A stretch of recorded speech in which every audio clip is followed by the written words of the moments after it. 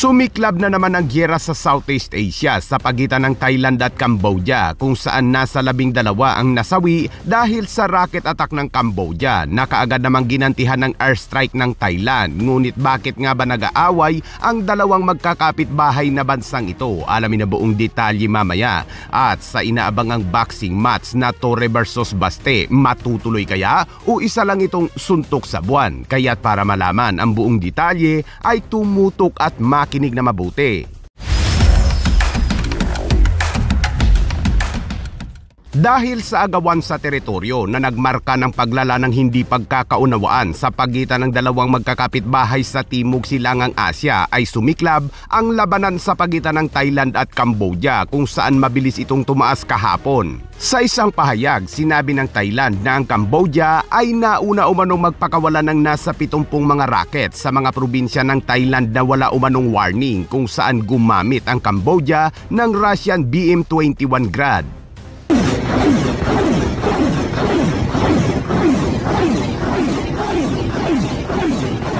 Sa opensibang yan ng Cambodia kung saan tinarget nito ang Surin, Obon at Sisakit ay 12 kaagad ang nasawi, 11 ang sibilyan at isang sundalo. Kaya ang Thailand ay kaagad namang tumugon sa ataking yan ng Cambodia kung saan kaagad nitong isinara ang mga hangganan habang inililikas ang nasa 40,000 mga sibilyan at naglunsad naman ito ng airstrike sa mga base militar ng Cambodia gamit ang kanilang F-16 fighter jets.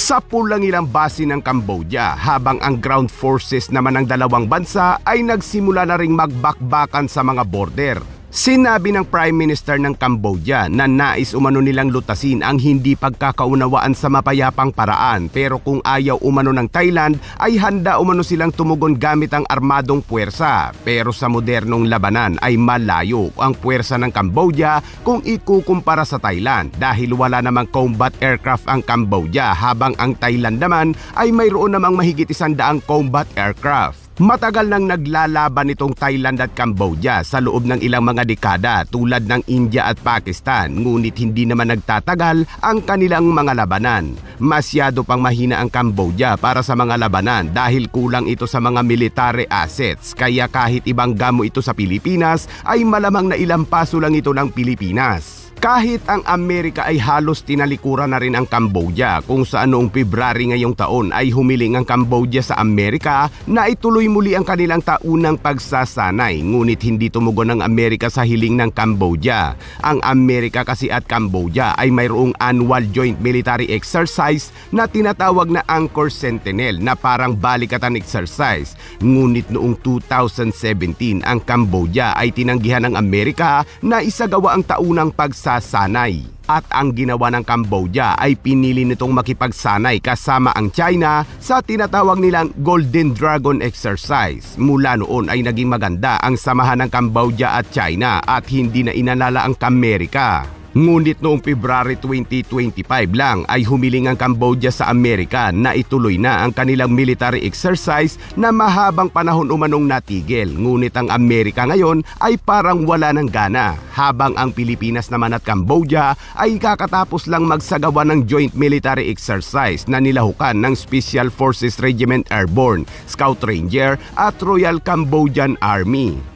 At sa ibang balita naman, matapos kumasa ni PNP Chief Nicolas Torres sa hamon ng anak ni dating Pangulong Duterte na si Baste Duterte, abay totoo ngang seryosong kinuntak ni Torre ang Araneta Coliseum para ipareserve ang venue para sa 12-round boxing match nito kay Baste. Ngunit sinabi ng Araneta na hindi na umano available ang venue sa linggo at sinabing August 3 pa available ang venue. Okay dyan si Torre, pero ang tanong, okay kaya kay Baste? Maraming mga kababayan natin ngayon na nangailangan ng tulong na naapektuhan